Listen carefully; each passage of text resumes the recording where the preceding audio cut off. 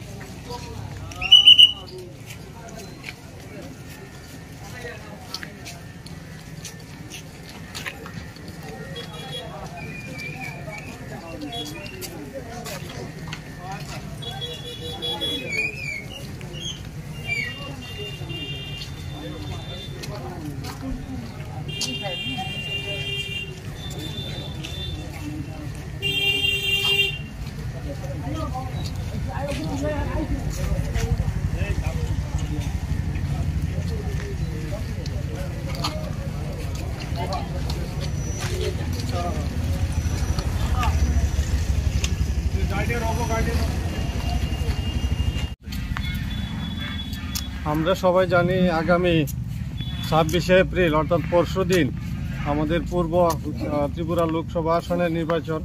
তো এই নির্বাচনের যে প্রচার, বিভিন্ন রাজনৈতিক দলের যে পলিটিক্যাল ক্যাম্পেইন, এটা আজকে বিকাল 5টা শেষ হয়ে গেছে।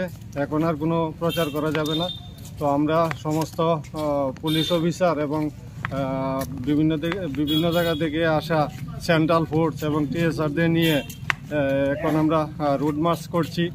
আমরা মানুষকে জানান দিতে চাই যে আমরা ইলেকশনের জন্য প্রস্তুত আছি।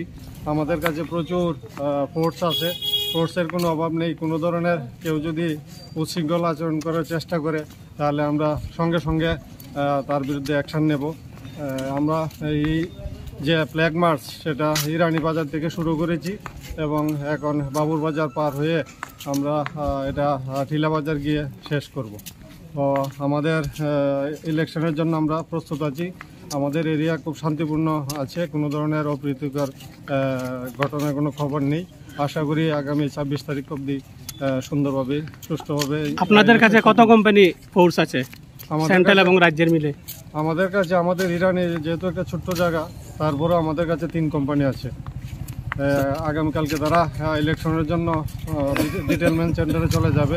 তারপরেও আমাদের কাছে ফোর্স থাকবে, ফোর্সের কোনো অভাব নেই। স্যার, আপনার পরিচয়? আমি ইন্সপেক্টর যতীন্দ্র দাস, ওসি ইরানি পুলিশ স্টেশন।